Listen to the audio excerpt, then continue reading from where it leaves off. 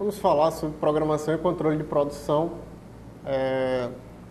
O objetivo do PCP é garantir o funcionamento do dia a dia da produção, ou seja, como é que é a produção, a quantitativa que tem que fazer, quais produtos que vão ter que ser fabricados.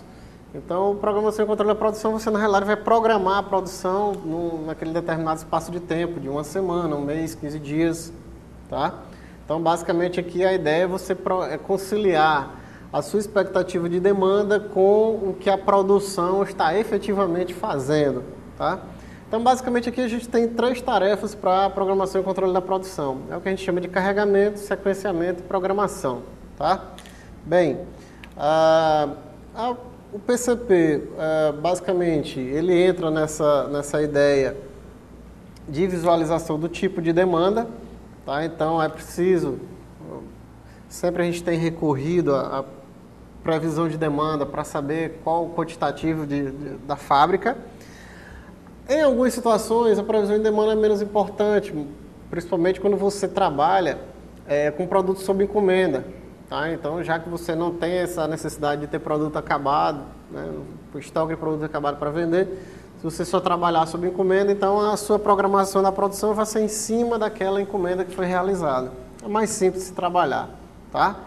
Bom, essa ideia do carregamento, certo, para programação e controle de produção, é a quantidade máxima de trabalho que uma máquina ou unidade de produção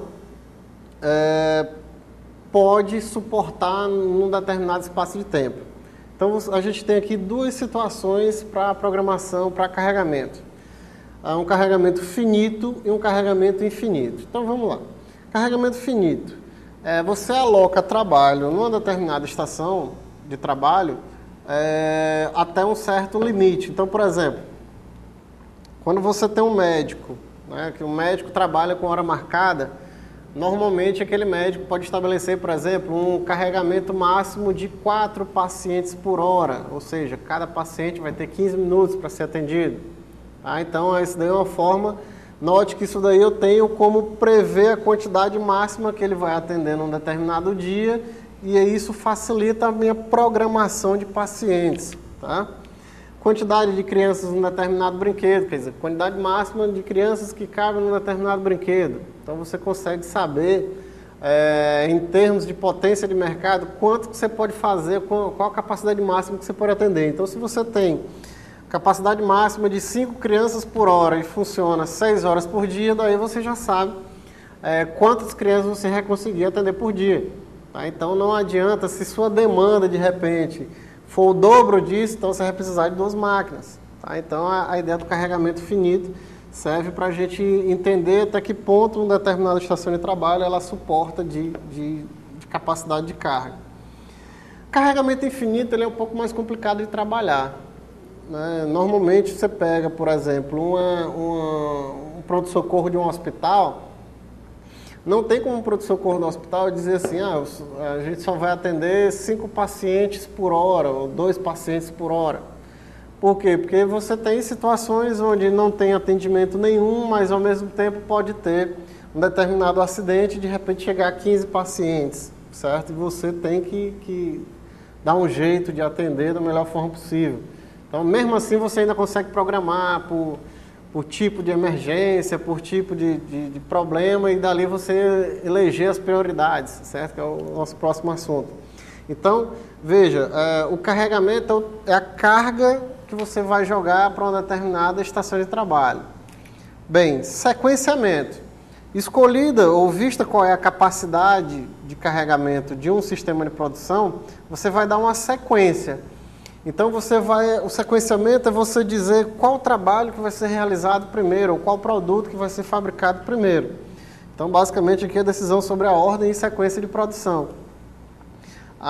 Você aqui, na realidade, você vai eleger prioridades. Então, por exemplo, você voltando para o caso do médico, você pode ter um médico que atenda 4 pacientes por hora e a secretária tem como prioridade marcar as pessoas, por exemplo, de um determinado plano de saúde, ou do atendimento, se for particular, ou de uma determinada idade, certo? Eles podem ter prioridades dentro daquela estrutura de marcação, tá?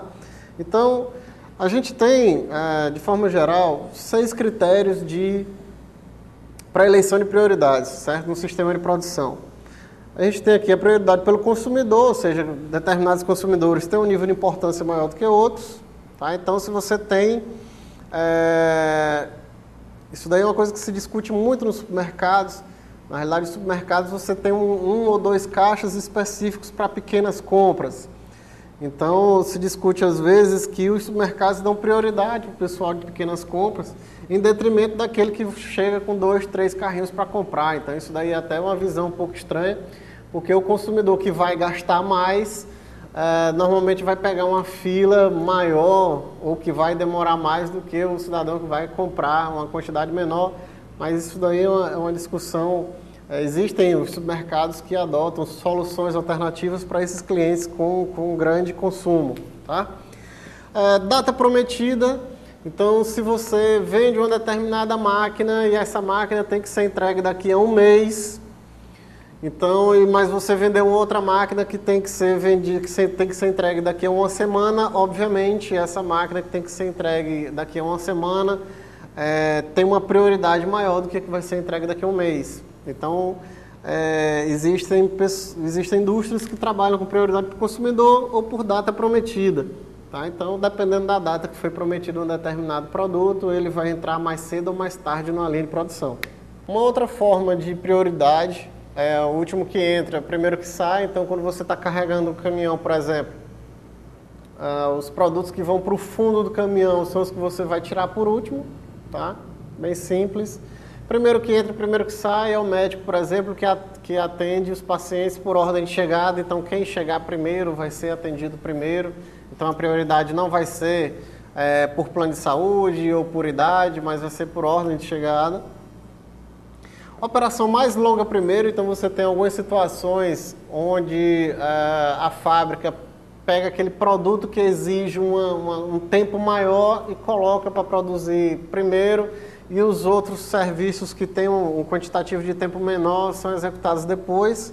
E existem indústrias que trabalham de forma contrária, quer dizer, fazem pequenas tarefas primeiro e grandes tarefas por último. Então, quando você pega, por exemplo, uma costureira com 5 encomendas, ela de repente pode eleger, vamos supor que ela não prometeu numa determinada data, ou ela estabeleceu a mesma data para todos eles, ela pode, por exemplo, pegar os produtos mais fáceis de produzir, fazê-los primeiro e deixar uma determinada encomenda mais complexa para fazer depois. Tá?